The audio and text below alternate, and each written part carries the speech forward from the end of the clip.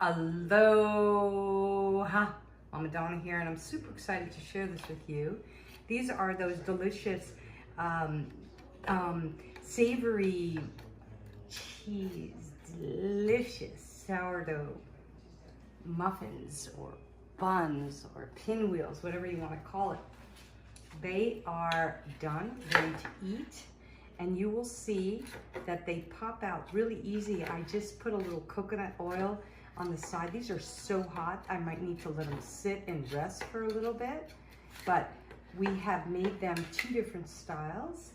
One as more like a cinnamon roll, as you can see right here, and you're zooming in on that, not me.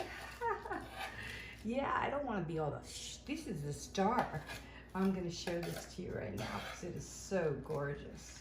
And they just come right off the pan, and it's like this absolutely perfect cinnamon roll. Isn't that just delicious? But there's zucchinis, two kinds of squash, two kinds of peppers, and caramelized onion and goat cheese in here. And it is so delicious, but it's too hot to eat. And I showed you how to make it two different styles. You want to come and zoom in here. Always come close up, because I like you when you're in my kitchen right here with me.